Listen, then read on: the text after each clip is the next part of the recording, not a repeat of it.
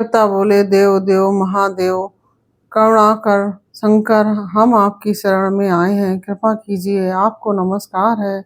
स्वामीन, आप भक्त वत्सल होने के कारण सदा भक्तों के कार्य सिद्ध करते हैं, दीनों का उद्धार करने वाले और दया के सिंधु हैं तथा भक्तों को विपत्तियों से छुड़ाने वाले हैं। ओम नमः शिवाय। कैसे हैं आप लोग? ईश्वर कृपा से आप सब अच्छे होंगे। ईश्वर सब पे कृपा बनाए रखें, सबका कल्याण करें। आज हम बताने जा रहे हैं श्री शिव महापुराण के रुद्र संहिता तृतीय पार्वती खंड का 31वां अध्याय, 31st अध्याय। देवताओं के अनुरोध से वैष्णव ब्राह्मण के वेश में शिव जी का हिममान के घर जाना और शिव की निंदा करके पार्वती का विवाह उनके साथ ना करने को कहना।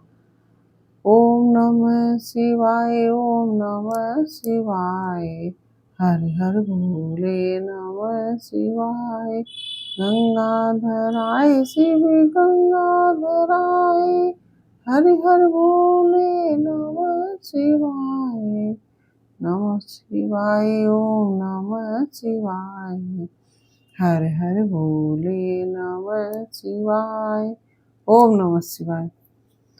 ब्रह्मा जी कहते हैं, नारद, मैना और हिममान की भगवान शिव के प्रति उच्च कोटि की अनन्य भक्ति देख इंद्र आदि सब देवता परस्पर विचार करने लगे। तदंतर गुरु बृहस्पति और ब्रह्मा जी की संपत्ति के अनुसार सभी मुख्य देवताओं ने शिव जी के पास जाकर उनको प्रणाम किया और वे हाथ जोड़कर उनकी स्तुति करने लगे। देवता बोले, देव देव महादेव करुणा सागर शंकर, हम आपकी शरण में आए हैं, कृपा कीजिए, आपको नमस्कार है। स्वामीन, आप भक्त वत्सल होने के कारण सदा भक्तों के कार्य सिद्ध करते रहते हैं, दीनों का उद्धार करने वाले और दया के सिंधु हैं तथा भक्तों को विपत्तियों से छुड़ाने वाले हैं। इस प्रकार महेश्वर की स्तुति करके इंद्र सहित संपूर्ण देवताओं ने मैना और हिममान की अनन्य भक्ति भाव से मैना और हिममान की अनन्य शिव भक्ति के विषय में सारी बातें आदर पूर्वक बताई। देवताओं की यह बात सुनकर महेश्वर ने उनकी प्रार्थना स्वीकार कर ली और हंसते हुए उन्हें आश्वासन देकर विदा किया। तब सब देवता अपना कार्य सिद्ध हुआ मानकर भगवान सदाशिव की प्रशंसा करते हुए शीघ्र अपने घर को लौटकर प्रसन्नता का अनुभव करने लगे। तदंतर भक्तवत्सल महेश्वर भगवान शंभु, जो माया के स्वामी है, निर्विकार चित्त से शैलराज के यहाँ गए। उस समय गिरिराज हेममान सभा भवन में बंधु वर्ग से घिरे हुए पार्वती सहित प्रसन्नता पूर्वक बैठे थे। इसी अवसर पर वहां सदाशिव ने पदार्पण किया और हाथ में दंड छत्र, शरीर पर दिव्य वस्त्र, ललाट में उज्जवल तिलक, एक हाथ में स्फटिक की माला और गले में शालग्राम धारण किए भक्ति पूर्वक हरि नाम का जप कर रहे थे और देखने में साधु वेशधारी ब्राह्मण जान पड़ते थे। उन्हें आया देखकर सपरिवार हिममान उठकर खड़े हो गए।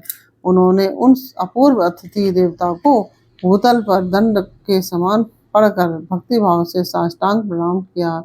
देवी पार्वती ब्राह्मण रूपधारी प्राणेश्वर शिव को पहचान गई थी, अतः उन्होंने भी उनको मस्तक झुकाया और मन बड़ी प्रसन्नता के साथ उनकी स्तुति की। ब्राह्मण रूपधारी शिव ने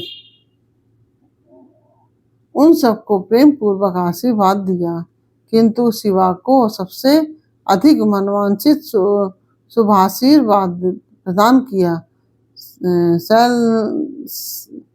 शैलाधिराज हिममान ने बड़े आदर से उन्हें मधुपर्क आदि पूजन सामग्री भेंट की और ब्राह्मण ने बड़ी प्रसन्नता के साथ वह सब ग्रहण किया।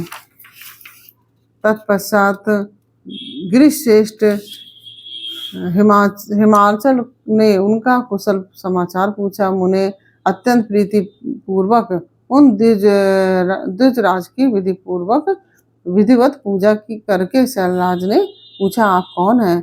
तब उन ब्राह्मण शिरोमणि ने गिरिराज से शीघ्र ही आदर पूर्वक कहा। वे श्रेष्ठ ब्राह्मण बोले, गिरिश्रेष्ठ, मैं उत्तम विद्वान वैष्णव ब्राह्मण हूँ और ज्योतिष की वृत्ति का आश्रय लेकर भूतल पर भ्रमण करता रहता हूँ। मन के समान मेरी गति है। मैं सर्वत्र जाने में समर्थ और गुरु की दी हुई शक्ति से सर्वज्ञ, परोपकारी, शुद्ध आत्मा, दया सिंधु और विकार नाशक है।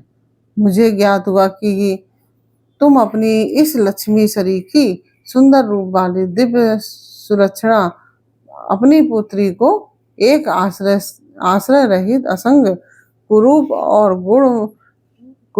गुणहीन वर महादेव जी के हाथ में देना चाहते हो। वे रुद्र देवता मरघट में वास करते, शरीर में सांप लपेटे रहते हैं और योग साधते फिरते हैं। उनके पास पहनने के लिए एक वस्त्र भी नहीं है। वैसे ही नंग धड़ंग घूमते हैं, आभूषण की जगह सर्प धारण करते हैं। उनके कुल का काम आज तक किसी को ज्ञात नहीं हुआ है। वे कुपात्र और कुशील हैं, संभवतः विहार से दूर रहते हैं, सारे शरीर में भस्म लगाते हैं, क्रोधी और अविवेकी हैं।